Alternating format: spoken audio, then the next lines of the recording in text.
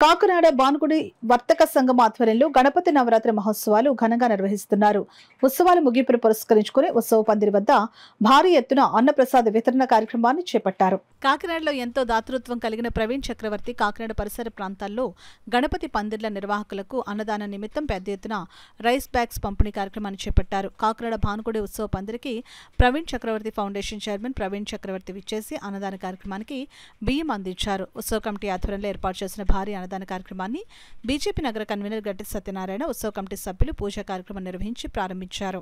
ఈ సందర్భంగా గట్టి సత్యనారాయణ మాట్లాడుతూ గణపతి ఉత్సవాలకు భానుగుడి సెంటర్ మంచి పేరు ఉండేదని, మళ్లీ యువత ముందుకు వచ్చి ఉత్సవాలు నిర్వహిస్తున్నారని, కాబట్టి వారంతా సెంటర్కు పూర్వ వైభవం తీసుకుని వచ్చేందుకు కృషి చేయాలని అన్నారు. ఈ కార్యక్రమంలో ఉత్సవ కమిటీ సభ్యులు చింతపల్లి గణేష్, ఇంటి సురేష్, ఉంగరాల దుర్గారావు, గూటాల బాబ్జీ, ఆకుల నాగేశ్వరరావు, నందికోళ్ల వీరబాబు, ఉంగరాల పెద్దకాపు, స్థానిక వ్యాపారులు, స్థానిక ప్రముఖులు పాల్గొన్నారు. నుంచి కూడా ఈ వినాయక ఉత్సవాలు ఘనంగా జరిగినాయి. దానికి నిజంగా మా సమాజం కమిటీ అలాగే చుట్టుపక్కల భక్తులు కూడా చాలా సహకరించారు, అత్యద్భుతంగా చేశారు. భానుగుడి సెంటర్కి మంచి ఒక హిస్టరీ ఉంది, దాన్ని మళ్ళా పునరావృతం చేసి చాలా బాగా చేస్తున్నారు. ఈ రోజున అందులో భాగంగా 10వ రోజైన మన ఈ సెంటర్లో సుమారుగా 2,500 మంది భోజనాలు అరేంజ్ చేశారు. అత్యధికంగా చేస్తున్నారు. ఈ 10 రోజులు 9 రోజులు కూడా వీళ్ళు చేసే కార్యక్రమాలు ఏదో సంస్కారం చేసుకుంటూ చాలా బాగా చేశారు. సో నేను నిజంగా మనస్ఫూర్తిగా మా కమిటీ అందరినీ అభినందిస్తున్నాను.